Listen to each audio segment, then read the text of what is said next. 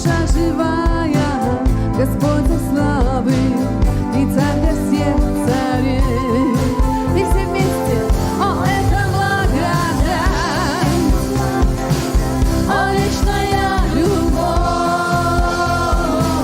Ты принял на себя мой крест и мой позор, Ты свою жизнь отдал, меня освободил. О, Иисус, я буду петь о Твоей любви. Кто убирает из жизни хаос, кто стал отцом нам, назвал сынами, Господь славы, Господь славы, кто правит миром в суде и правде, и ярче солнца, свет его славы, Господь славы, и царь для всех царей. О, это благодать, о, вечная любовь, Ты принял на себя мой крест и мой позор, Ты свою жизнь отдал, меня освободил. О, Иисус, я буду петь о Твоей любви.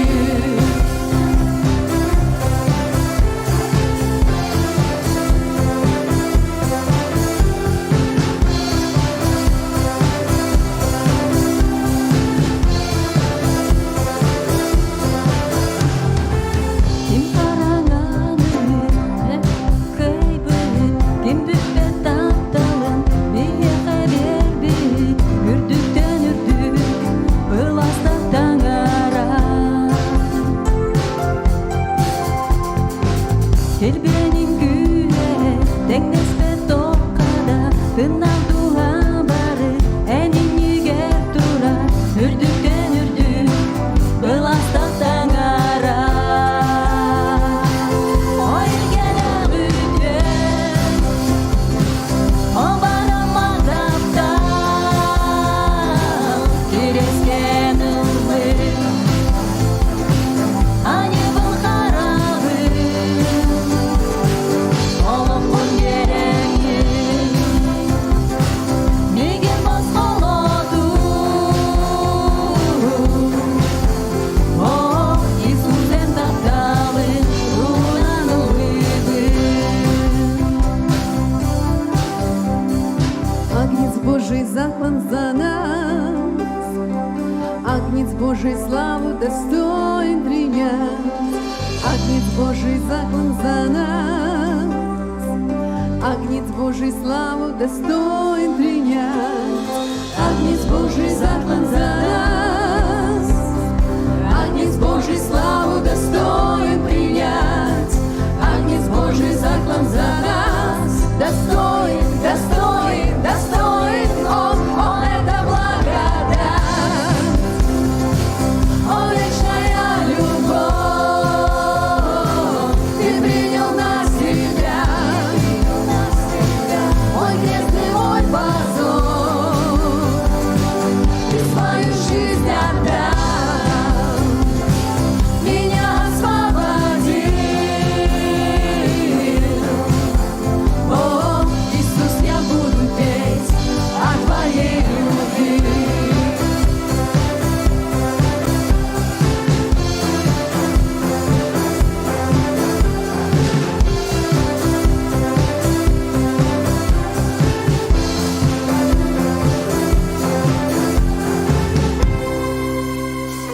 Аллилуйя! Спасибо, Господь, за Твою благодать, за Твою любовь, Иисус, которую в каждом дне Ты изливаешь на нас.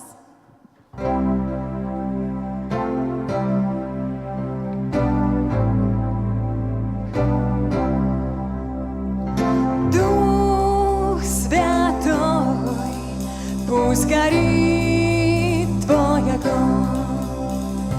Дух Святой, пусть горит Твой огонь.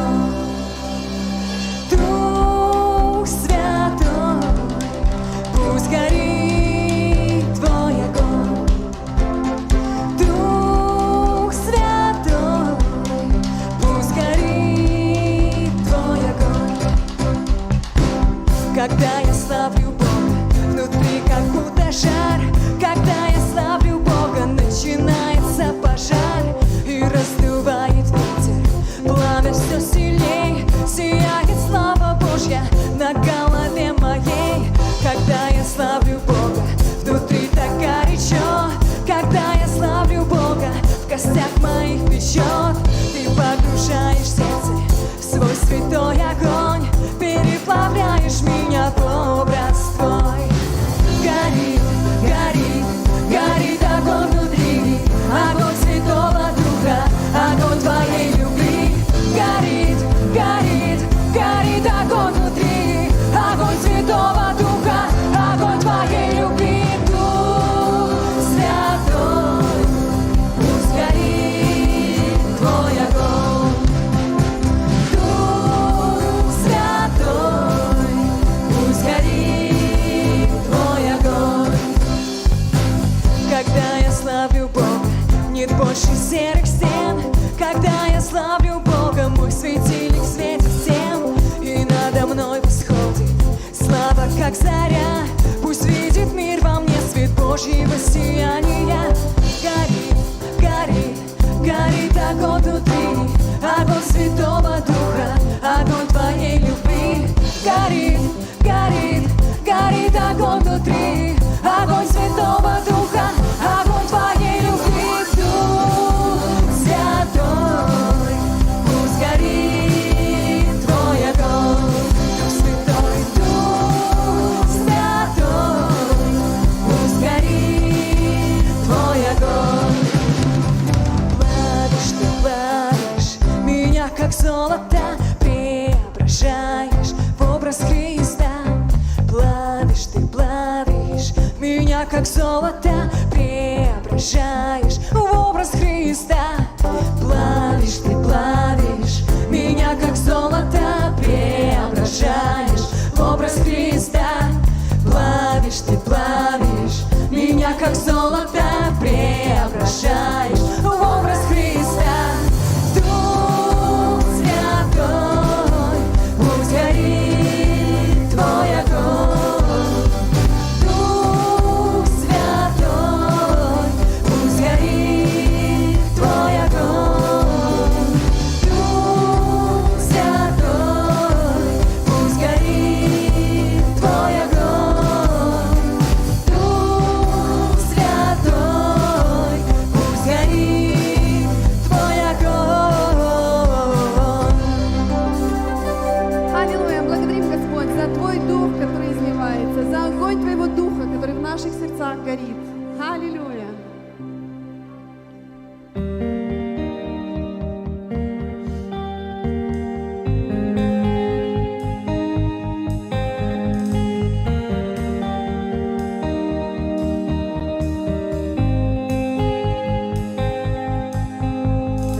Ты видишь сердце, ты знаешь мысли, я тебе отдаю дни мои.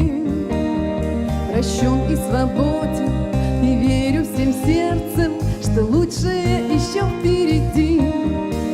Знаю я, ты со мною, поднимаешь, если падаю я. Всей душой я с тобою, твоя милость восхищает меня. И все вместе, все дни моей жизни, пока я буду жить на этой земле, сердце мое стучит и поет лишь для тебя. Все дни моей жизни, пока я буду жить на этой земле, пусть сердце мое стучит и поет лишь для тебя. Ты не оставишь, ты не покинешь, если мир мне объявит войну. Стрелы расплавишь, горы раздвинешь, только руку к тебе протяну. Знаю я, ты со мною, поднимаешь, если падаю я. Всей душой я с тобою, твоя милость восхищает меня. Все дни моей жизни, пока я буду жить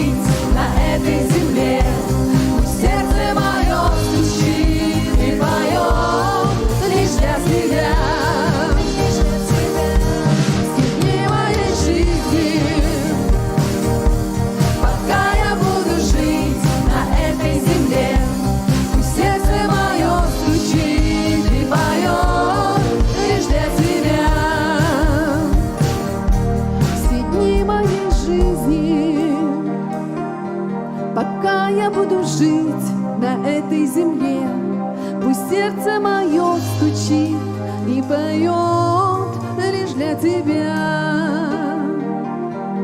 Все дни моей жизни, пока я буду жить на этой земле, пусть сердце мое стучит и поет лишь для тебя. Все дни моей жизни, пока я буду жить на этой земле, пусть сердце мое стучит и поет лишь для тебя. Все дни моей жизни, пока я буду жить на этой земле, пусть сердце мое стучит и поет лишь для тебя. Все дни моей жизни, пока я буду жить на этой земле, пусть сердце мое стучит и поет лишь для тебя.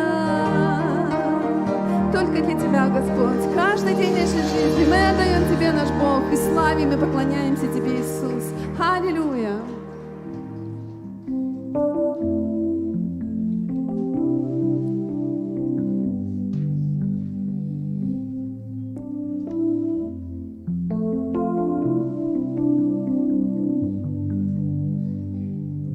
Ничто нас не разлучит, даже если убегу. Любовь Твоя верна, любовь Твоя верна.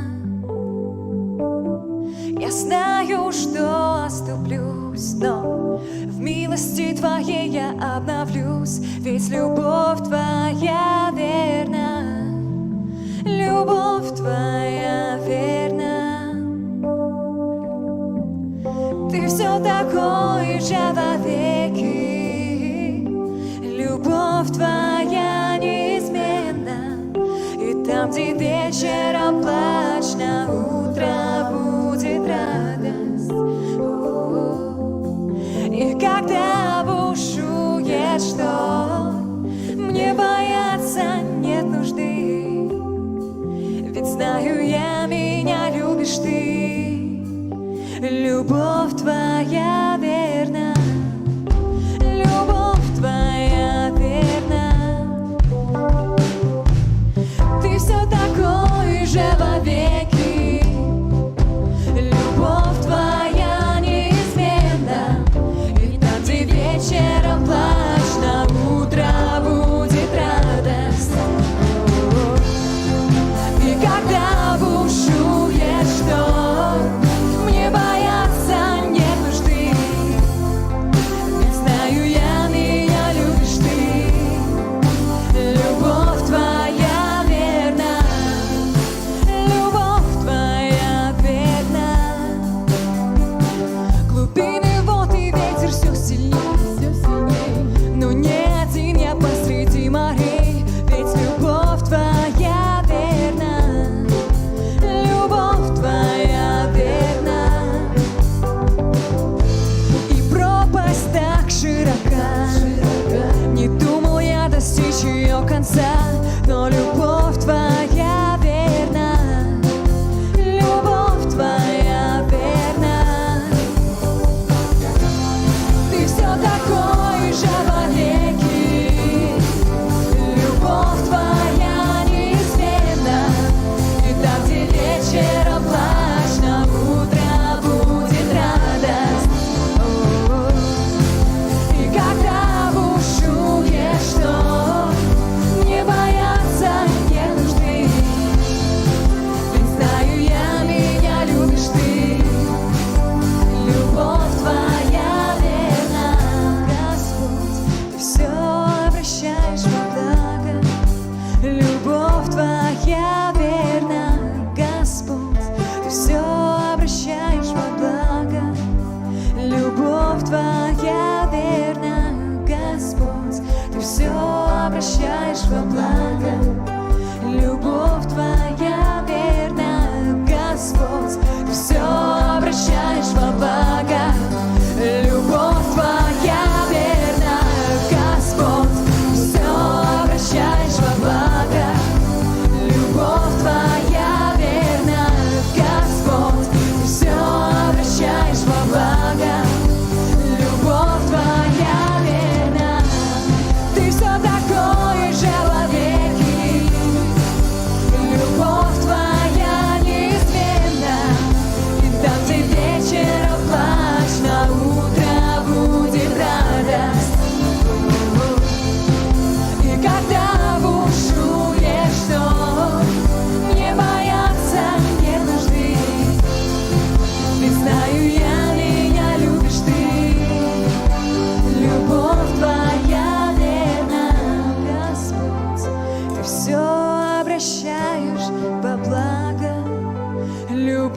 любовь Твоя верна. Аллилуйя. Спасибо, Господь, за Твою любовь, за Твою верность, Господь. Потому что никто умеет так любить, как Ты, Иисус. Ты превыше всего, наш Бог.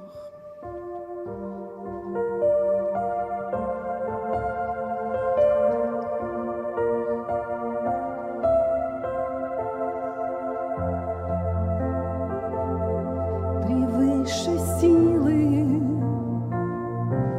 превыше царств, превыше славы и всех земных богатств, превыше мудрости и всех путей земли. Великий Бог, владыка всей земли, превыше солнца и всех планет, превыше всех чудес, какие видел свет, превознесенный над небом и землей. И нет пути прекраснее, чем Твой. Мир объект Ты вознес на крест, был распят и в третий день воскрес, как цветок, растоптанный в пыли. Отвержен был, но всех любил, превыше всех. Ханырдан көзден ән үрдүккү, сирдегі байдо келбең эртеңеспет, өркөнөйдөктө сирдегі соллара теңдеспеден аккар таңара. Аячыдык айылы бұтықта, үрдүккүн ханныда сирдегі жиктетте, эн үрдүккүн сирдеда аллантанда, эн аспыт солун кереттен керек. Киреске аныларын сүктүм, өбүдүм, онна дилли битин тепсилдип, сибекки керете.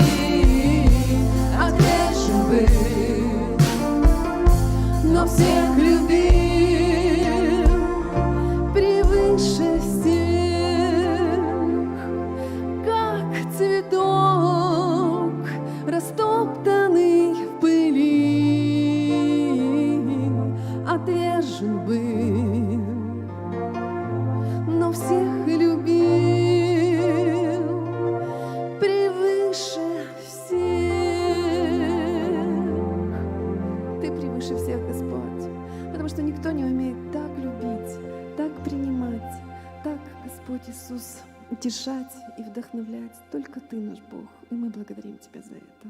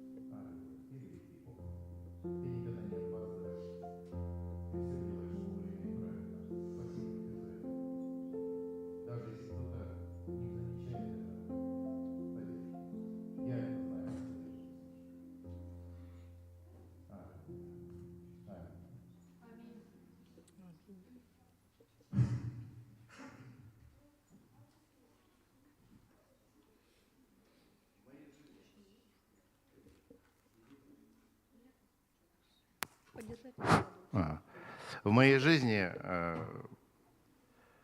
примером для меня была всегда моя бабушка. Это мать отца. Она была верующая еще с детства, когда-то, будучи еще девочкой. Ну, присядьте.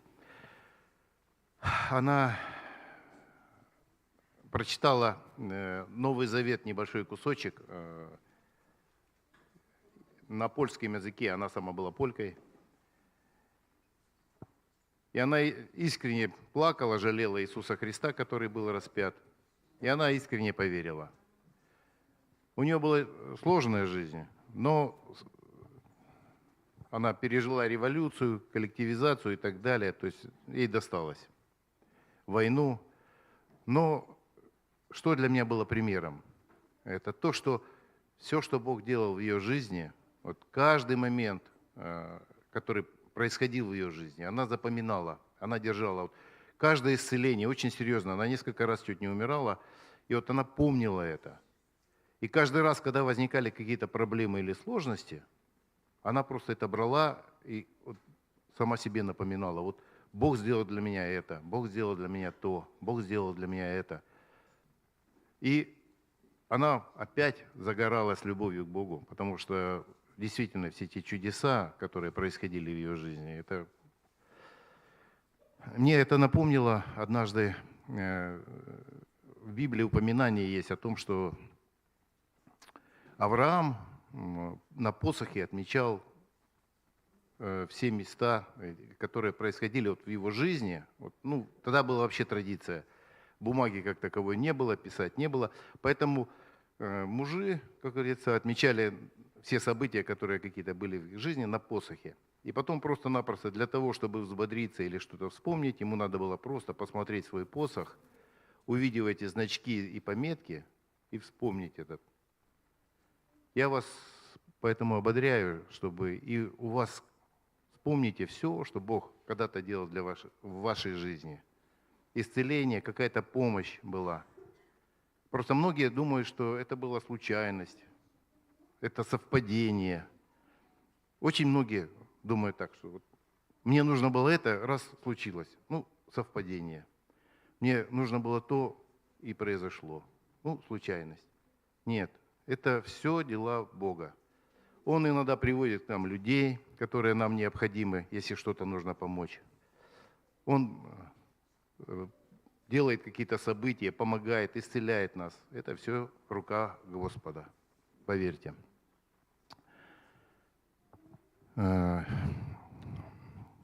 Еще я хотел бы сказать о пожертвовании. Когда-то в Ветхом Завете был дан закон такой, что 10-ю часть должны были жертвовать. Почему это происходило? Потому что народ был разделен по родам. И левии, которые должны были служить Господу, они не имели земли и как такового заработка.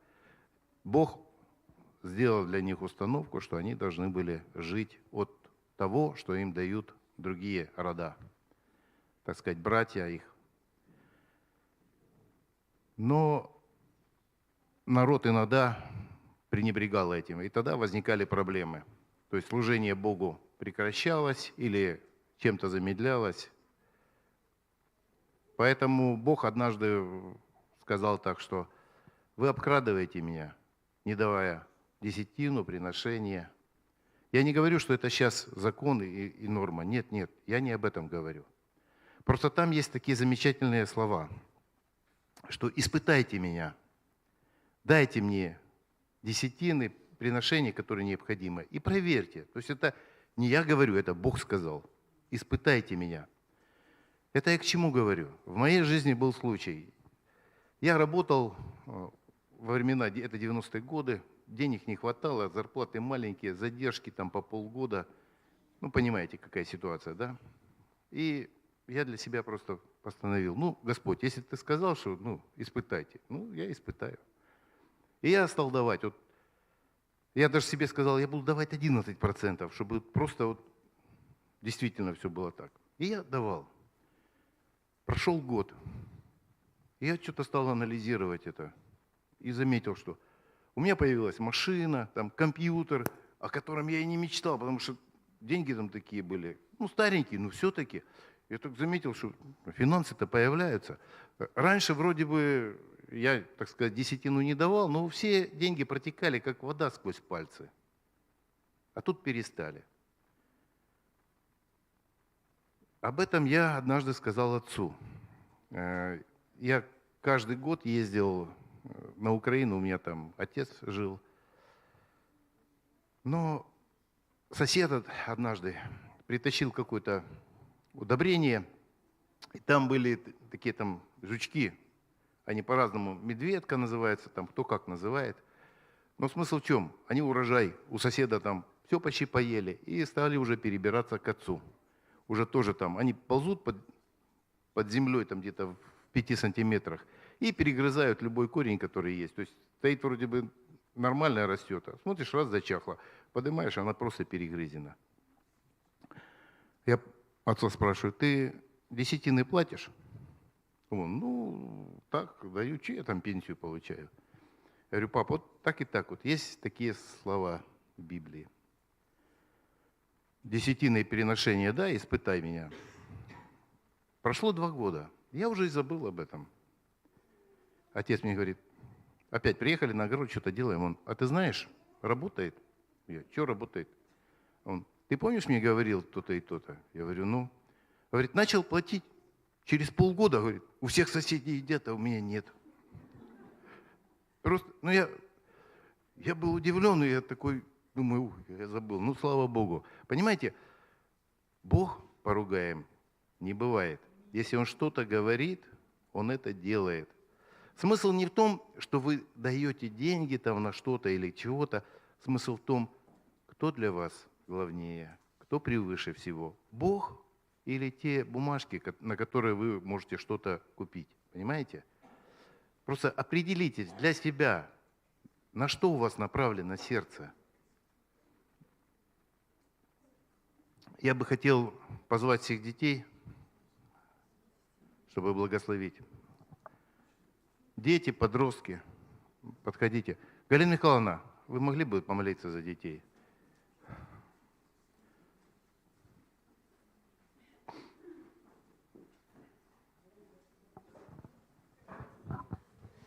Слава Богу. Слава Богу за детей и за родителей, которым Господь дал детей. Благословенны родители, которые родили этих детей. Это наследие Господа. Это слава Господа. Аллилуйя. И каждый ребенок настолько прекрасен. Вот вы только посмотрите. Настолько прекрасен, это просто не выразить словами. Это просто сердцем надо чувствовать. Как прекрасны наши дети, как они растут, благословенные, благословенные Богом, благословенное наследие. Вы радость Господа, вы любовь Господа, вы просто, знаете, счастье Богу приносите. Он, когда смотрит на вас, Он всегда смотрит на вас. Он любуется каждым, что Он заложил внутри вас, и что Он ожидает, что вы выполните, и вы будете с Богом вместе что-то делать на этой земле. Вот что значит предназначение, вот что значит, для чего вы пришли в этот мир, пришли в церковь, познали Господа. Благословляем вас, благословляем обильными благословениями Бога. Благословляем каждое сердце, чтобы оно открылось для Бога, разговаривало с Богом и отвечало Богу. Во имя Иисуса Христа. Аминь.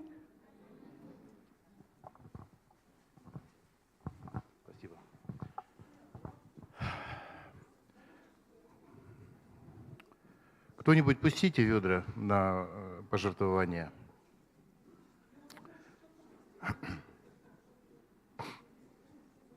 Я хотел бы пригласить брата Олега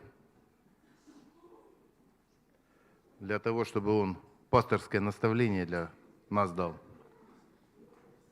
Пусть Господь благословит его уста, даст мудрости.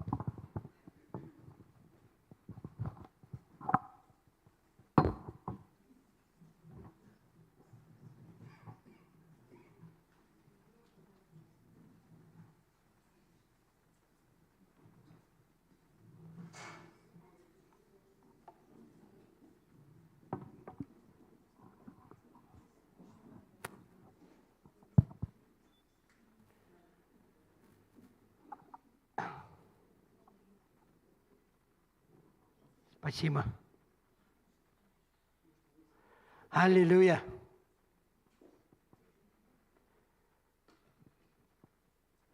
Всем доброе утро, дорогие. Так чудесно, прекрасно быть здесь. Я уже так давно не проповедовал. Так что если мой язык будет заплетык, вы не смейтесь. Хорошо? Потому что всегда так устроено. Человек должен совершенствоваться, постоянно двигаться, но с Богом. У нас с Богом только. Потому что если мы пойдем одни, то мы где-то сломаемся. Ну, я немного хотел бы чуть-чуть коротко сказать о себе. Мне 61 год, но внутри я на 30. У меня жена и 4 детей моих, но я ее взял с 2 детьми, и поэтому у меня 6 детей. Вот так немного. И, знаете, я волнуюсь очень, и поэтому хотел бы немного даже сам себя разрядить, рассказать одну такую историю. Знаете, как-то один служитель, он проповедовал и говорил, нужно меняться, нужно изменяться, нужно что-то новое творить. Давайте... И обстановка в этой церкви была такая тяжелая. И знаете, одна бабушка, она стала делать гимнастику, а потом через некоторое время она села на шпагат. И все стали смеяться, и радость пришла в эту церковь. Знаете, Дух Святой пришел. Все просто стали смеяться. Эта бабушка села на шпагат. И когда они спросили, что ты делаешь, она говорит, а пастор сказал, что мы должны меняться. Вот я решила что-то сделать невозможное. Потому что он также говорил, делайте что-то невозможное. Но сегодня я хотел бы говорить о переменах в нашей жизни. Знаете, в нашей жизни перемены – это что-то неизбежное. Мы иногда думаем, нам нужно меняться, нам нужно двигаться в чем-то. Мы друг друга подталкиваем, говорим друг другу об этом. Но это такое неизбежное. Оно происходит в нашей жизни, даже если мы этого не замечаем и не видим. Мы постоянно стремимся к какому-то стабильности, постоянству. Мы не хотим какими-то друзьями расставаться. Мы хотим быть в одном коллективе. Мы хотим жить в стабильности какой-то. Но перемены, они неизбежны, по-любому. Потому что мы начинаем стареть, да? Мы начинаем, еще появляются морщинки у нас. Особенно женщины, они там начинают делать боевой раскрас, там смотрятся за собой. Но эти перемены, они неизбежны. И перемены, они бывают разные. Они бывают и хорошие, и плохие. Но с Богом, когда мы смотрим на Бога, то мы иногда думаем, денег дали хорошо, денег не дали плохо. Но в действительности бывает наоборот, что иногда Бог не дает денег, чтобы ничего-то плохое с тобой не приключилось, чтобы что-то не произошло в твоей жизни. Знаете, у меня был такой случай. Я как-то одно время, в начале своей христианской жизни, я все время кормил бомжей. Не знаю, у меня в сердце было. На улице все время давал им деньги, общался с ним, рассказывал им. И один раз я пришел на одно место, и там не было этого человека. И потом я спросил у других бомжей, что с ним случилось. И они сказали, а он вчера замерз под домом, а я ему давал деньги. И он напился. Ему не нужны были деньги, ему нужно Евангелие, ему нужна любовь Божья, ему нужен крест, ему нужно донести это, ему нужно покушать. И после этого я понял. И когда я приходил туда, даже одно время я у себя в подъезде собирал их. Они собирались у меня в подъезде. Потом их, правда, выгнали, потому что там запах, зловоние появилось. И потом у меня пришло такое понимание. Я приходил туда, я покупал хлеб, булочки. Я приходил и говорил, давайте вы кушайте, а я вам буду рассказывать об Иисусе Христе. Я покупал им сам. И некоторые просили, но я уже не давал им денег. Мы должны извлекать уроки из всего этого. Я не говорю, что не надо им давать денег. Если вы получили это от Бога, то вы можете смело это делать. Тогда с ними ничего не приключится. Вы можете давать это. Евреям 13:8 сказано, что Бог вчера, сегодня, вовеки тот же. Он не меняется. Он не меняется. Он постоянный. Это мы, люди, меняемся. Потому что Бог, Он совершенный. Он не изменяется. В Нем нет перемен. И сегодня Дух Святой хочет говорить нам, как работает с нами вот эти перемены. Дух Святой нам будет говорить сегодня всем, потому что я сам на пути этих перемен. Я сам прохожу через что-то. И я вижу, знаете, как старина Сой пел. Вы помните? Перемен требуют наши сердца. Перемен требуют наши глаза. Мы ждем этих перемен. Мы должны ждать этих перемен от Бога. Не от человека, а от Бога. Если мы будем ждать от Бога этих перемен, то Бог, Он будет делать это. Проводить нас через какие-то трудности. Не все будет хорошо и гладко. Знаете, как раньше в 90-х все время проповедовали и говорили: приди к Богу, и все будет хорошо, Он все тебе даст. Но когда я пришел к Богу, мне стало еще хуже. Как будто Он все забрал у меня и ничего не дал взамен. И я взывал к Богу. Нам нужно искать Бога. Искать. Это первое, первоначальное, искать Бога. И Он найдет нас прежде. Не сказать: я нашел Бога. Он найдет, если мы будем искать Его, взывать к Нему, кричать к Нему. Давайте мы откроем первое местописание Римлянам 8 главу и прочитаем 28 стих. Римлянам 8 глава и прочитаем 28 стих. «Притом знаем, что любящим Бога, признанным по Его изволению, все содействует ко благу». Вот все ясно, четко сказано. Все. Если мы призваны, мы пришли к Богу, мы родились, мы стали детьми Божьими, то все. Даже если мы проходим какие-то трудности, страдания, какие-то непонятные вещи, какие-то передряги, какие-то изменения, и нас трясет, то мы должны понимать, все содействует ко благу, мы должны смотреть на Него, что Бог все изменит, все в Его руке, и Он может изменить любую ситуацию во благо ко мне. Аллилуйя!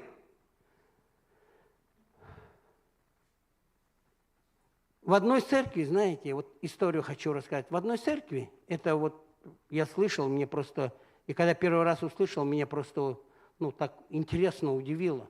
В одной церкви, в большой, это еще в 90-х годах, вдруг кто-то благословил церковь машиной «Жигули». И они решили, кому вы благословить. И они посмотрели, был брат, который очень хорошо служил, старался в церкви. И они решили благословить этого брата этими «Жигулями». Они его благословили. И он такой радостный, он плакал там, рыдал, говорил: Господь, спасибо Тебе, слава Богу, я буду служить на этой машине. Знаете, но через некоторое время вдруг этого брата стало все реже и реже быть в церкви. Потому что «Жигули» машина такая, советская. Она ломается, требует ремонта, нужно много бензина, кушает. А в церкви мало совсем платили в то время. Ему нужно было... И он резко сменил свою работу, на высокооплачиваемую работу пошел, чтобы обслуживать свои «Жигули». Обтирал это «Жигули», старался. И через некоторое время он вообще перестал ходить в церковь. Потому что стал хорошие деньги зарабатывать. И он ушел из церкви. Вот, если задуматься, это благословение было? Как вы думаете, это благословение, что его благословили машины? Это благословение в краткосрочном времени. Бог нас испытывает, все время нас ведет. Когда Он нам что-то дает, и мы начинаем радоваться, кричать, восклицать, прыгать, танцевать или плакать на коленях. Потому что радость, она не только в крике и не только в смехе. Радость, она и в слезах. И мы должны понимать, почему Бог дал мне, через что я буду проходить, через что, почему, как.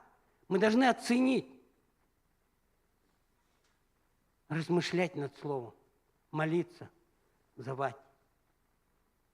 Не забывать Бога. Знаете, из этого мы что можем извлечь? Из этого мы можем извлечь, что благословение вначале кажется как будто благословением, но оно стало совсем не благословением. Потому что, как я вам сказал, мы должны пройти через это испытание. И мы откроем Второзаконие 8 главу. Давайте. Там очень хорошо сказано Второзаконие 8 глава. 8 глава. И будем со 2 по 5 стих читать. Бог говорит так, и Он все время нам говорит это. Вот вы услышите, Бог нам все время об этом говорит, потому что откуда мы вышли?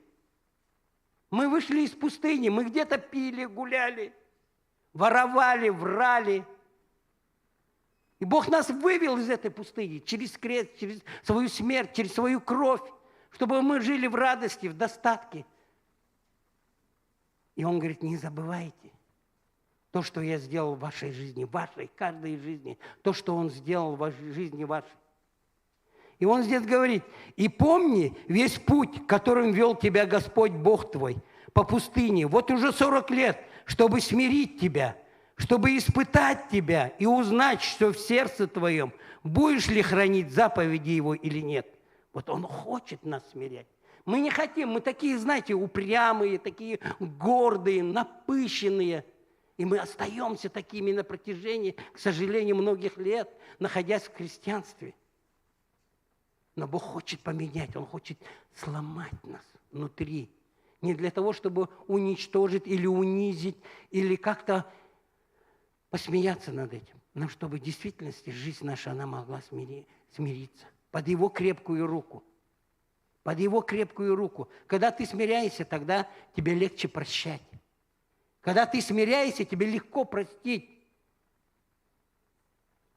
Тебе легко благословить твоих врагов, которые проклинают тебя или которые говорят какие-то гадости, потому что ты внутри смирился под крепкую руку Божью. Смирение – это не значит, чтобы об тебя ноги вытирали. Когда мы смиряемся под Божью руку, Бог изменяет нас. И Он говорит, Он смирил тебя, томил тебя голодом и питал тебя манною. Ну как Бог может голодом нас? Да.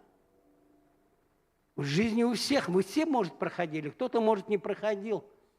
Мои дети этого не понимают, но я в 60-х годах грыз кирпич, чтобы, знаете, восполнить свой желудок.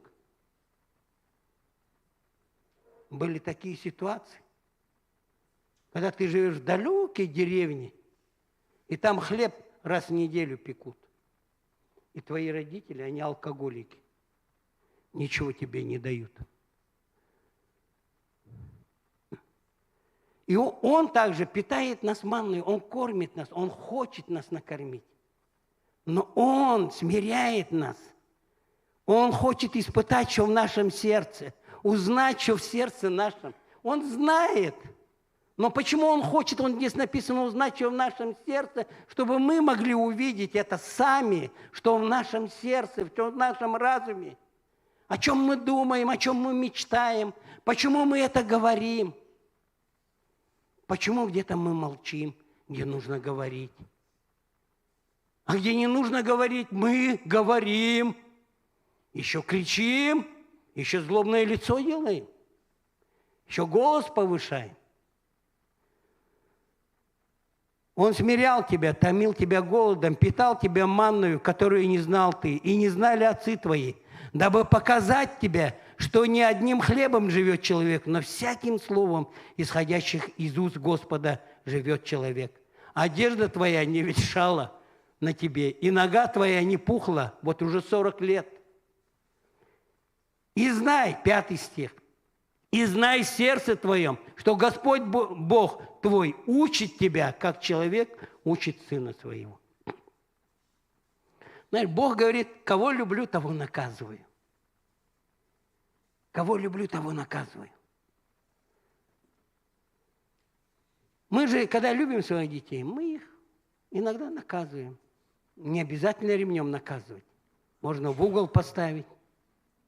Можно что-то не дать. Бог, знаете, апостол Павел, он сказал, я научился, он так смело говорить, можем мы так смело сказать. Он говорит, я научился жить в скудости и в изобилии. Он говорит, научился. Научился, значит, он так живет. Он не просто так говорит. Мы иногда так в жизни бывает, я сам за собой замечаю, не знаю, как вы, сам за собой замечаю, о чем-то ты человека учишь, что ты говоришь, но Бог не говорит, а ты живешь так? Внутри, Дух Святой, Он внутри нас. Он говорит, а ты живешь так? Мы должны понимать, мы должны видеть. Знаете, некоторые люди могут в скудости жить, а в изобилии не могут.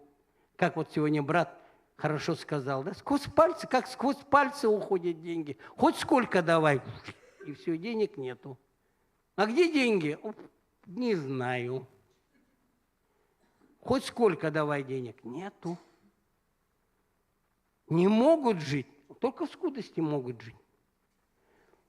Но мы должны испытывать Бога. Как сегодня хорошо брат об этом говорил. Испытывать. Испытывать.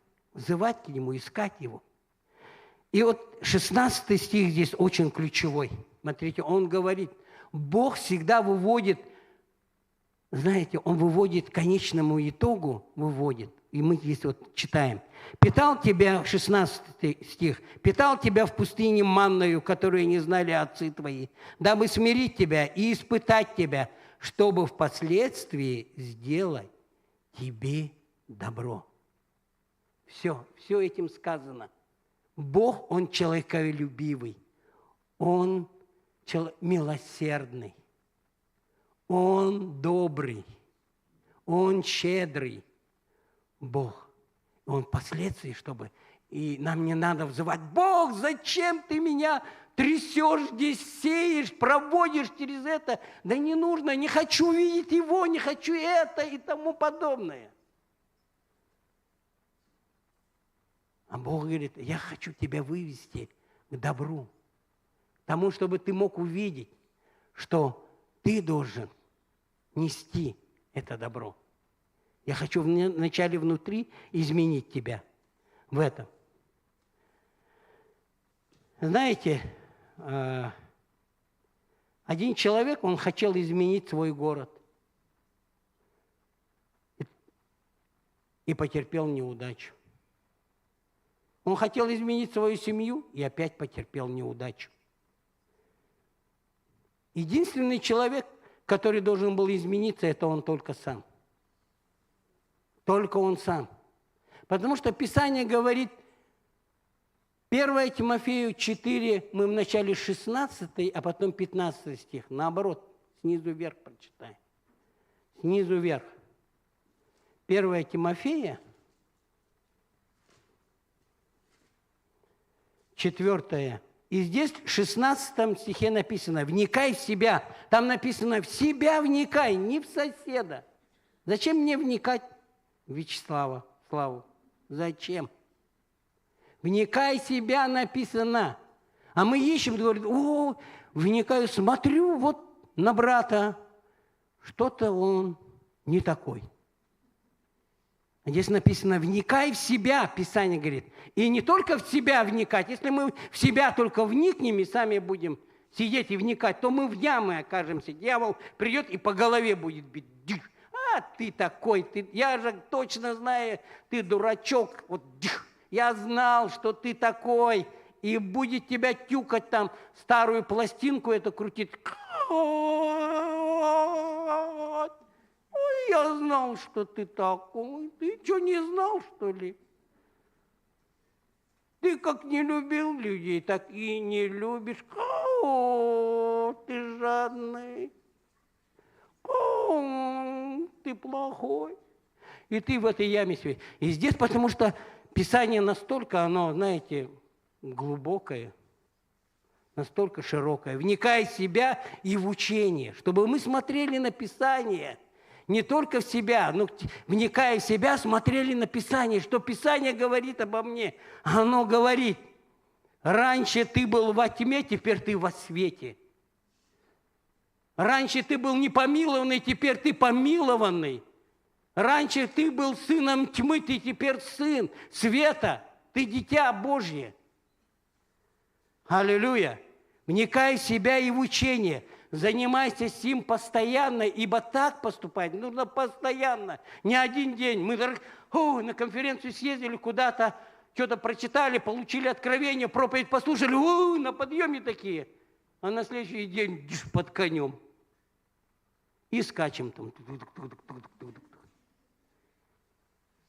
ой, почему я здесь? Дук. И вся голова в шишках. Потому что, говорит, вникай в себя, занимайтесь им постоянно, каждый раз. Ибо так, поступая, себя спасешь. Прежде себя не спасешь. Ты себя должен спасти, потом окружающих. Ты прежде сам изменить, потом кому-то чего-то учи. А то мы такими учителями начитаемся, такими учителями становимся и тыкаем там. Прежде себя научи, внутри научись, чтобы Дух Святой тебя научил. И о сем 15 стих. О сем заботься, в сем пребывай, дабы успех твой для всех был очевиден. Очевиден. Успех твой очевиден. Потому что Дух Святой, Он здесь, Он носится внутри, над вами, Он почиет над вами. И поэтому прославление, оно помазанное. Потому что не они такие хорошие, потому что Дух Божий, Он входит сюда. Он видит сердца их, Он почиет на них. И тогда эта музыка льется. И тогда оно льется в унисон, и тогда оно стекает на собрание. И тогда охота поднять руки, и тогда охота улыбаться, и тогда охота танцевать. Потому что успех, он очевиден тогда, когда мы вникаем в себя и в учение. Когда мы движемся в этом направлении. Знаете, если мы пытаемся кого-то изменить, то особенно это мужья и жены. Вот я вот, честно говорю, жену свою хотел изменить. Ой, а Бог говорит, ты посмотри на себя, Олежка. Сынок мой, посмотри на себя, какой ты-то.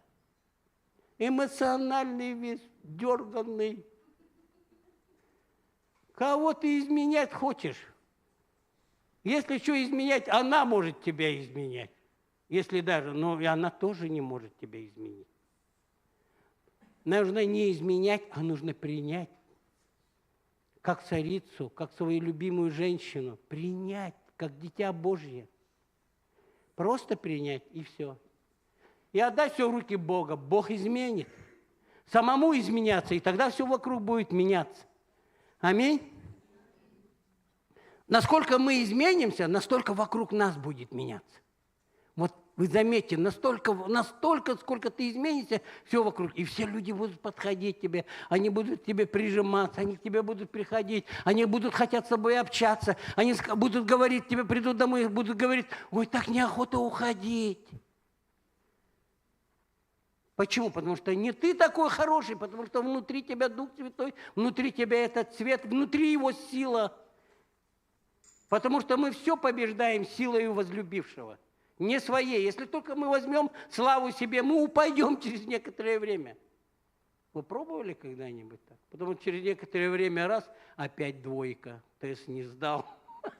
Думаешь, ой, я уже изменился. Только так подумаешь. Раз на следующий день тест. И ты смотришь, ты в какой-то канаве лежишь. Там накричал, здесь что-то не так сказал. Или что-то ляпнуло, стыдно потом. Думаешь, зачем я это сказал? Господи Боже! Аллилуйя! Знаете, Псалом 62 и 2. Псалом 62.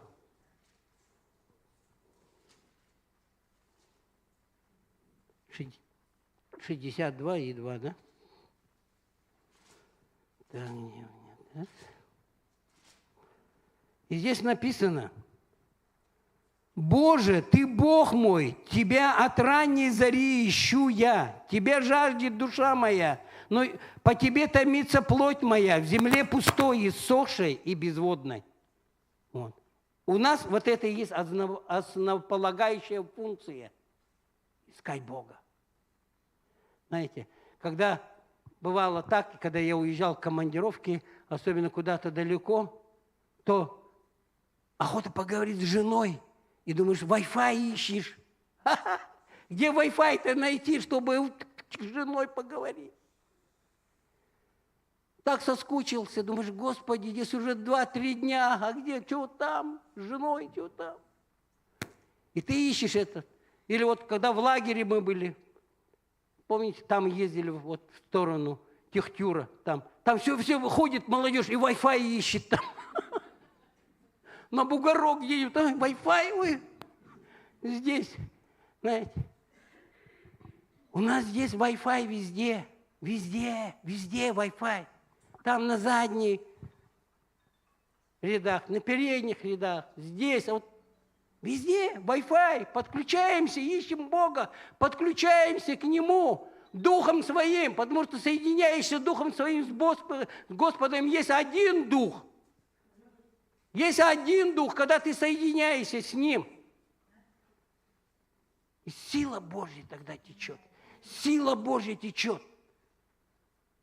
Не твоя сила, а Божья сила. Только ты себе заберешь маленько, только тебя похвалят, и ты смотришь, тебя понесет. Через некоторое время. Ай, какой я, да? Нет, тебя начнет нести. И поэтому нам нужно настроиться на Wi-Fi, искать Бога с раннего утра, искать: Господь, где Ты, прибежище мое. Когда не только в трудных ситуациях, мы ищем Его, когда у нас трудные ситуации, а когда у нас хорошо, мы стараемся и не замечать Его, все у нас гладко. Но мы должны Его каждый день. Писание говорит об этом. С раннего утра мы ищем Его. Вкусить Его, чтобы вкусить Его. Знаете, когда мы Его вкусили, вкуснее нету. У вас есть что-нибудь вкуснее? Чокопай.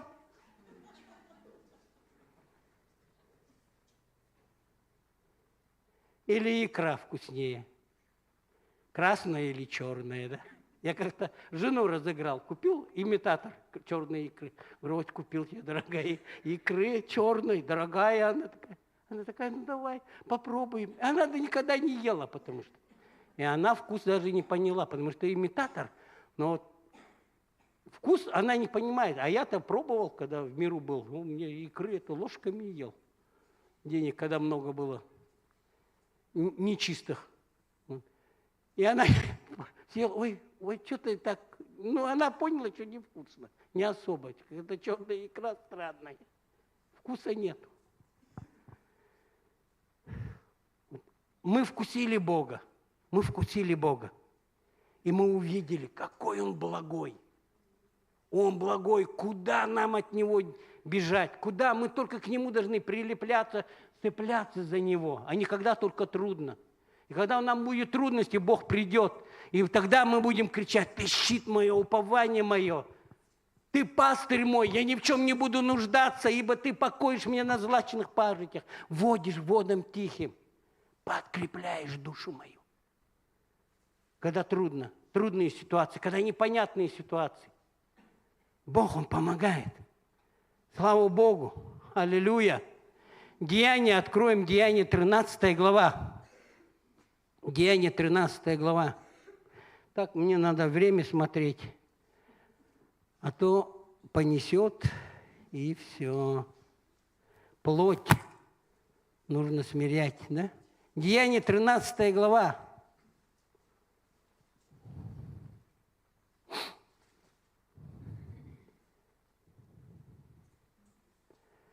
Глава, и будем 22 стих читать.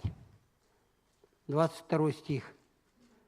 Здесь написано: отринув его, это Саула, отринув его, поставил им царем Давида, о котором и сказал, свидетельствуя: нашел я мужа по сердцу моему, Давида. Как здорово было бы, если он сказал так обо мне. Но он говорит так обо мне. Он говорит: я нашел, Олежка, тебя, брат. Мой муж по сердцу. Он говорит мне так. Я не вру. Свидетельствует об этом Дух Святой. Он мне говорил так. Ты муж по сердцу моему, который исполнит все хотения мои. Правда, мне до Давида еще далеко, наверное. Я все хотения его еще не исполнил. Что-то пропустил. Но он говорит: так охота, чтобы он так сказал об вас. Да? Так здорово было бы, если он сказал бы так тебе, ты бы вообще, вау, у тебя крылья выросли бы, и ты летала бы в радости Божьей, и люди бы прилеплялись к тебе. Аллилуйя. Так здорово. Знаете, есть такое выражение. Кто не искал Бога здесь, на земле, не найдут Его и на небе. Очень, очень отрезвляющее выражение. Кто не искал Его здесь, на земле, они и на небе Его не найдут никогда. Они в другом месте будут. Аллилуйя. Знаете, Писание говорит, Иоанна 16 глава. Знаете, когда Дух Святой приходит, что Он делает? Хотите знать, когда Дух Святой приходит? Иоанна 16 глава. От Иоанна 16 глава. Когда Дух Святой приходит. 16 глава и 13 стих. «Когда же придет Он, Дух истины, это Дух Святой, то Он наставит вас на всякую истину, ибо не от себя говорить будет, но будет говорить, что услышит, и будущее возвестит вам». На всякую истину Он будет наставлять. Дух Святой внутри вас каждого, и Он вас наставляет в этом. Только прислушивайтесь к этому. Знаете, чтобы вместить это внутри нас, вместилище в наше сердце, чтобы наше сердце, оно расширилось. Знаете, вот старые компьютеры, когда включаешь, то он, когда вместилище маленькое, он так работает. Когда вместилище. И крутит, и когда включится экран, ты так ждешь. А ика-то ведь устаешь ждать. Вместилище наше Бог хочет расширить. Дух Святой, когда приходит, Он почиет внутри нас. Он над нами и внутри нас. Он хочет расширить наше сердце. Хочет изменить. Но если наше сердце не будет расширяться, никакие изменения не будет. Если Дух Святой не будет, мы не дадим Ему работать внутри нас, то никаких изменений не будет. Изменения могут быть внешние. Можно натянуть маску любую. И, к сожалению, христиане... Это не о вас, конечно. Есть такие христиане. Но я, честно скажу, я иногда натягиваю маску. Нужно быть честным с самим собой и с Богом. Но нужно от этого избавляться. Дух Святой внутри нас, и нам не надо натягивать эту маску. Он внутри нас. Аллилуйя. Слава Богу. Чтобы наше сердце стало исцеленным прежде всего. Больное сердце, оно боль будет нести. Оно должно быть исцеленным. Тогда оно будет огромным. И тогда в это сердце ты можешь вместить всех. Своих родных, близких, соседей, людей на работе. Кто вам на ногу наступит на автобусе, в автобусе, да? Кто на вас зло скажет, или продавщица там кинет там что-то вам. Знаешь, такие бывают. Но у них, знаете почему? У них-то проблемы, потому что у тебя-то Дух Святой. Зачем тебе отвечать злом на зло? Зло нужно побеждать только добром. Нужно улыбнуться и сказать, как вы красивы, когда вы злитесь, да? Вы прекрасны просто, потому что вас Бог создал такой красивый. И сразу атмосфера поменяется, поверьте мне. Сразу, я так пробовал, и атмосфера сразу меняется. И смотришь, она улыбается. И смотришь, она красивая, такая мрачная была. Думаешь, старушка какая-то. Уже она улыбается. И красота эта Божья. Льется через ее глаза, через ее улыбку. Когда вот Дух Святой изменяет наше сердце, расширяет наше сердце, то внутри ты можешь поместить огромное число людей. Аллилуйя. Мы можем пойти в этот мир, в этот мрак, в эту безнадежность, разочарование и принести Божье благословение. Аллилуйя. Судить человека легко, не осудить намного сложнее. Любить намного сложнее, чем не любить. Прощать намного сложнее, чем не простить. Благословите тех, кто вас обижает. Благословляйте. Нам нужно учиться этому.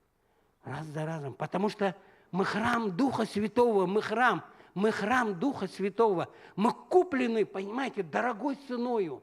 За нас заплачена огромная цена, просто огромная. Мы куплены дорогой ценой, и мы уже не свои. Не говорите, это я, и я такой здоровое, огромное такое я. А Иисуса маленький Иисус, да? И все внутри заставлено мебелью твоей дряхлой. Это дряхлая мебель, и ты заставлен, и ты думаешь, я в комфорте живу. Вот на этом диванчике сижу, на этой машине езжу, вот это смотрю, вот это кушаю. Знаете? Но это все дряхлое. Иисус должен там сидеть, восседать. Иисус там должен. Он хочет выбросить все это, все рухлядь эту. Потому что Он купил дорогой ценой. Он имеет право. Аллилуйя. Знаете, есть 3 основные вида перемен. Мы немного коротко их пройдем. Можно, да? 3 основные. Это плановые. Первое – это плановые изменения. Вторые – это неизбежные. Я уже говорил об этом. И третье – это непредвиденные.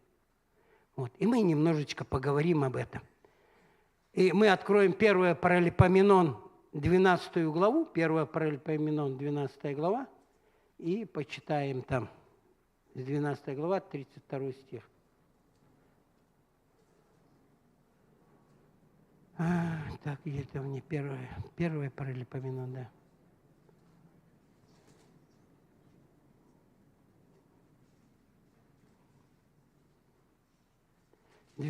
12 глава, и почитаем 22 стих.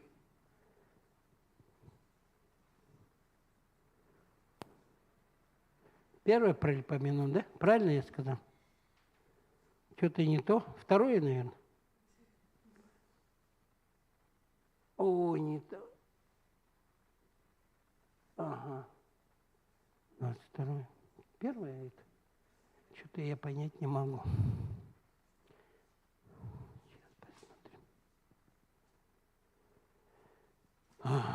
Ну ладно, что-то я понять не могу. 32 стих, извиняюсь. 1 Паралипоменон, 32 стих, извиняюсь. 32 стих. А здесь 22, да? 32, ага, давайте читаем.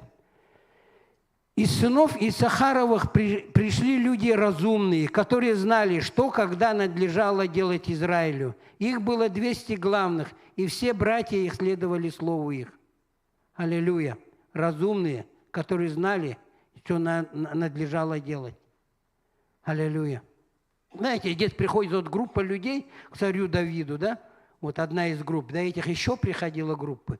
Вот. И эти 200 людей, они знали, что делать. И я убежден, что в церкви должны быть такие люди. Убежден на 100%, что люди знают свое призвание. Люди не лезут туда, куда не надо. Люди должны знать свое призвание, свое предназначение.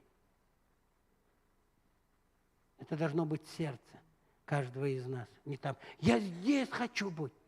Оставь свою хотелку. Хочу здесь и все.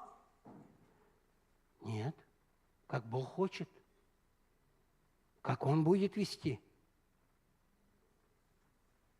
В церкви должны быть такие люди. Обязательно и у нас есть здесь в церкви такие люди. Я вижу. Есть такие люди, которые знают свое предназначение. Аллилуйя. Которые знают, что делать, и знают, что не должны делать. Давайте немного поговорим об этих видах перемен. Плановые. Что это такое? Это то, что мы планируем. Мы планируем, но с Господом не сами планируем. С Господом. Молимся, ищем Его, получаем Слово, планируем. Лучше жить по этим планам, лучше. Вот по этим переменам. Потому что вы увидите это. Потому что когда мы молимся, получаем Слово от Бога, ожидаем, то мы подготавливаемся, и мы можем выстоять в трудных ситуациях. Когда приходят трудные ситуации, ты должен быть готов, подготовлен. Устоять в день злой. Когда приходит день злой, мы должны устоять. Второе – это неизбежные, которые мы не планируем, но они все равно придут в нашу жизнь, произойдут, как бы мы ни хотели. И это процесс старения, как я сказал, да? Или мы должны подготовиться к этому, знаете, когда вот начинается кризис же многие проходят. Говорят, вот у меня кризис, 30-летний кризис, 40-летний, 50, ну я не понимаю 30-летний кризис. Какой должен? Ой, 30-летний кризис. Ну вот люди говорят, 40-летний, ну ладно, более-менее. 40-летний расцвет сил мужчины вообще. 50. Ну ладно, в 60 начинается, да? Вот Саша Пшенников не даст. 60 начинается, да? Нам уже 61, ему 60. Вот у нас маленько начинается какой-то кризис. Только. Но и то мы с Богом это проходим. Аминь. У подростков кризис бывает. И мы должны еще что сделать? Подростки начинают бузить, начинают говорить. И нужно их подготовить к этому. Они должны быть подготовленными. И нужно иметь мудрость, чтобы с ними общаться, разговаривать. Не все, запрет и все, по закону живем. Они убегут, только подрастут через некоторое время. Вот Илюша с нами жил, сейчас отдельно живет. Слава Богу, мы радуемся. Вообще отдельно сам. Все создает, все делает. Жил с нами все время. Что-нибудь покушать есть? Что-нибудь покушать есть? Все время такое. Подростки, знаете, как кушают? Ух, вырастают. Лопают. Думаешь, у меня живот большой. Он больше меня кушает. А живота нет. Аллилуйя. Знаете, мы должны быть готовы, чтобы правильно воспитывать своих детей. Знаете? Воспитывать их нужно. Уделять им время. Нужно через некоторое время и мальчикам уже говорить, готовить того. Они на девочку начинают засматриваться. Смотришь уже, да. Надо их к этому подготовить уже. Уже говорить об этом с ними. Потому что гораздо легче, когда они подготовлены. Легче. Да. Ты все равно на 100% не подготовишь. Даже и не думай, что они идеальными не будут никогда. Если они будут идеальными, это все только по закону. Строго будут ходить. Но только будет момент, они так драпанут. И они многие, потому что подростки не остаются с Богом. Они драпают от этого Бога. У нас должна быть мудрость, правильно их вести в этом направлении. Тогда они с Богом будут оставаться. Они будут двигаться. А потом говорят, куда наши дети, куда побежали? Ой-ой-ой, за голову хватаем. И начинаем молиться усиленно, поститься. И третье, непредвиденные. Что это такое? Это то, что ты не ожидал, и оно произошло с тобой. Это, как правило, нехорошие вещи. Например, частичная утрата здоровья, потеря близких. Это развал страны 90-х годов, да? Вот сегодня тоже брат об этом говорил как раз, думаю. Старый строй разрушился, а в новом строю не привыкли жить. Знаете, да? И некоторые приняли это и начали изменяться. Да, помните, все там торговали с этими сумками, челноки. А некоторые спились. Они не приняли, они вышли на митинги, они стали кричать, визжать. Вернем Советский Союз, будем бесплатно кушать от государства. А некоторые люди, потому что непредвиденные ситуации, они очень больно бьют. Знаете. Кто хотел меняться, они выстоят всегда. С Богом нужно. Знаете. Проповедовали везде тогда. Сейчас попробуй выйди, проповедую. Язык заплетык, да? Ну, немного отмотаем назад. И на место встанем. Нормально.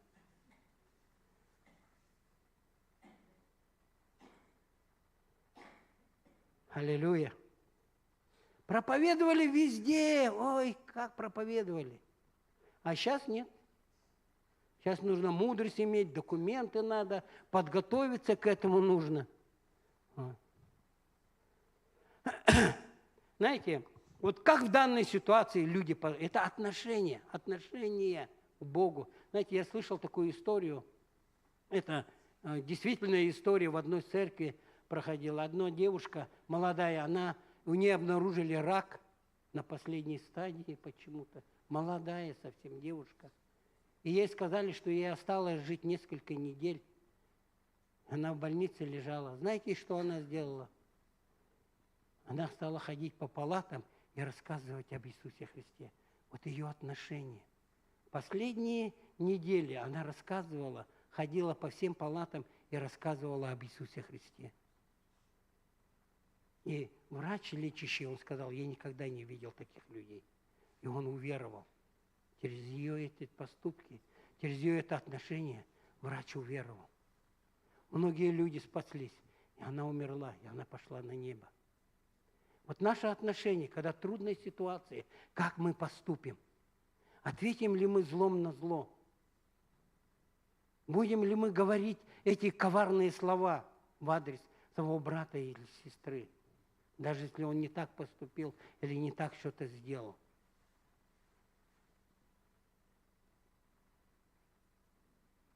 Вот Дух Святой был на ней, в ней.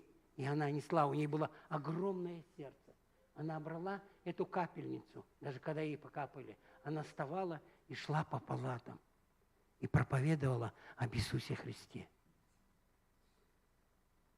с улыбкой на лице. Знаете, и люди каялись и наполняли церковь. Ее отношение. Какое наше отношение? Наше отношение только от Бога, когда мы получаем, когда Дух Святой, Он внутри нас, и Он ведет нас. Он говорит нам. Он научит нас всему. Он наставит нас всему. И это помазание, оно на нас. Оно на нас. Нам не нужно этого бояться. Нам нужно следовать. Аллилуйя. Все зависит от нашего отношения с Богом. Когда мы взываем с раннего утра, ищем Его. Господь, благослови меня. Господи, благослови, душа моя, Господа. Аллилуйя. Благослови, душа моя, Господа. Аллилуйя. Потому что Ты избавляешь меня от могилы. Ты насыщаешь меня всеми щедротами. Ты исцеляешь меня. Господи. Аллилуйя, Господь. Как наше отношение? Изменяться это не означает приспосабливаться. Мы не должны приспосабливаться под кого-то, под что-то. Изменение – это наше отношение с Богом. Бог нас ведет в этом. Аллилуйя. Дух Святой, почему нам сегодня говорит об этом? Сейчас в процессе этого мы многие будем меняться. Мы меняемся, я уже слышал об этом. Пастор Алексей, он говорил, он проповедовал об изменениях. Вам здесь. Проповедовал об этом, говорил об этом. Аллилуйя. И, может быть, эти изменения кажутся вам не в комфорт, вообще не в кайф, вообще не хочу этих изменений. Но Бог хочет вывести нас к конечному результату для того, чтобы делать нам добро.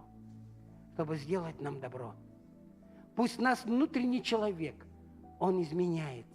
Чтобы мы в действительности могли сказать: Господи, просвети очи сердца моего, дабы я познал, в чем надежда призвания Твоего. И какое могущество славного наследия в нас, внутри нас, святых. И этой силою, оно настолько сильное, эта сила внутри нас, что мы можем изменять любую ситуацию, когда мы идем с Богом. Потому что Он внутри нас. Потому что Его сила, Его благодать, Его милость, оно изливается через нас на людей. Бог хочет сильно-сильно касаться вас.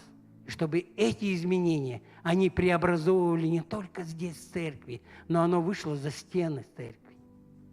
Чтобы это преобразование, оно переходило там.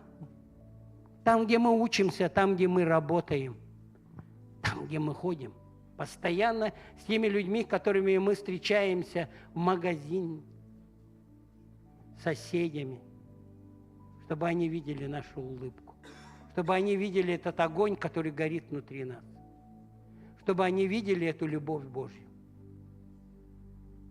чтобы мы, слыша Его, могли действительно себе говорить: я изменяюсь. Аллилуйя. Чтобы Твою славу нести. Не свою славу, но Твою славу. Аллилуйя. Как старина пел Цой. Перемен требуют наши сердца. Перемен требуют наши глаза. Перемен требует наше мышление. Ждем перемен. Ждем. Я жду, я не знаю, я жду. Потому что в моей жизни резко что-то меняется. Потому что где-то есть застой. Где-то ты останавливаешься и не двигаешься больше. Но Бог хочет эти перемены. Бог хочет, и Он говорит: ты муж, ты мой сын по сердцу, ты моя дочь, царица, дочь моя.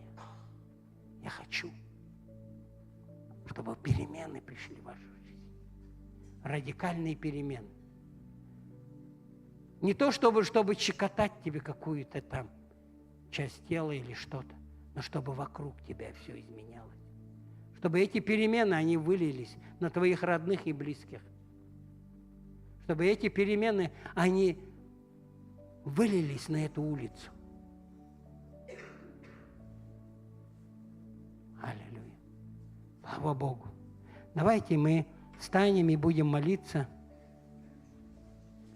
Я хотел бы спросить просто, здесь есть люди, которые первый раз? Есть такие? Нет? Первый раз есть? Аллилуйя. Знаете, Бог, Он стучится в ваше сердце. Вы не зря сегодня здесь. Бог, Он стучится в ваше сердце. Он, может, стучался много лет. Вам уже много лет? Средний возраст. Он стучался в ваше сердце, но вы не слышали его, потому что он стучится, он джентльмен. Он не врывается и не говорит: давай. Он не закручивает руки там или что-то бьет тебя там и заставляет: кайся, кайся. Нет, он стучится в твое сердце и говорит: можно я зайду в твое сердце внутрь? Можно я буду вместе с тобой там жить, вместе с тобой вечерять? Это вечерять вместе с тобой, это значит жить. Куда бы ты ни пошел, Он хочет идти с тобой вместе. Кому бы ты ни прикасался, Он хочет, чтобы Его руки прикасались через тебя. Что бы ты ни говорил, чтобы ты говорил Его слова, а не свои слова. Он хочет с тобой вместе учиться, учить тебя. Он хочет вместе с тобой работать. Он хочет, чтобы ты совершенствовался, и Он хочет внутри быть там царем, чтобы там сидеть на троне, в духе в твоем, чтобы ты мог изменяться. И Он стучится в ваше сердце сегодня. Мы не зря сегодня здесь. Сегодня день спасения. Господь говорит: сегодня день спасения. И если вы хотите принять Его как своим Господином и Господом и Спасителем, чтобы Он мог изменять вашу жизнь, чтобы вы принять Его могли пойти к Нему, туда, на небо. Вы хотите? Вы хотите? Тогда могли бы выйти сюда, можно выйти сюда. Нет? Не хотите? Ну, стойте тогда там, хорошо. Давайте мы помолимся тогда так. Принимайте просто.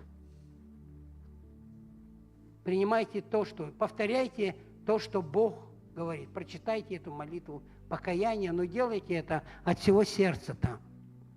Аллилуйя. Скажите так: Иисус, Бог Отец, я прихожу к Тебе сегодня, такая, какая я есть, со всеми своими грехами,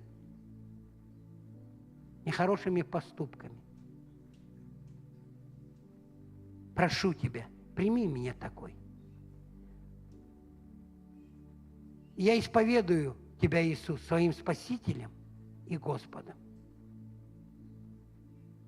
Очищай меня, омывай меня и веди меня в вечность. Аминь. Аллилуйя. Тогда давайте мы помолимся. Помолимся молитвой. Аллилуйя, Господь. Господь, мы молимся Тебе, Господь. Мы, Господь, требуем, чтобы, Господь, от Тебя, чтобы наши сердца требуют перемен, наши слова требуют перемен, наши глаза требуют перемен, наши уши требуют перемен, наша жизнь требует. Мы ждем от Тебя этих перемен, Господь, во имя Иисуса, в нашу эту жизнь. Это благословение. Как бы это ни казалось трудным, Господь, самое важное, чтобы мы были носителями Божьих ценностей, могли правильно реагировать. Господь, двигаться в этом, чтобы мы могли, Господь, свести в саду Божьем. Господь, чтобы мы могли увидеть эти результаты в своей жизни. Благодарим и славим Тебя, великий Бог. Будь прославлен, будь возвеличен во всем. Аллилуйя. Что, мы еще прославим, брат? Тогда давайте мы еще прославим. Аллилуйя, Господь.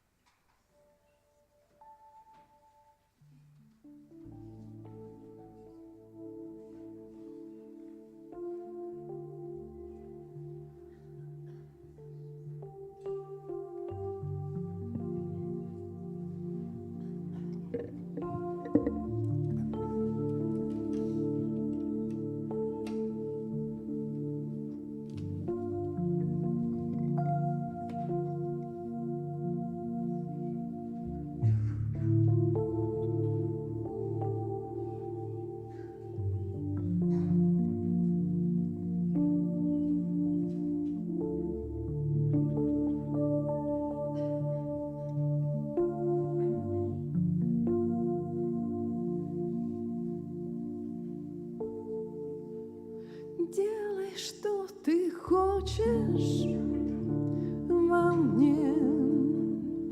Делай, что ты хочешь во мне. Измени меня,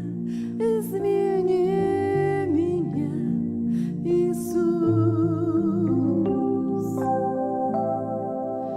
Делай, что ты хочешь во мне. Делай, что ты хочешь во мне. Измени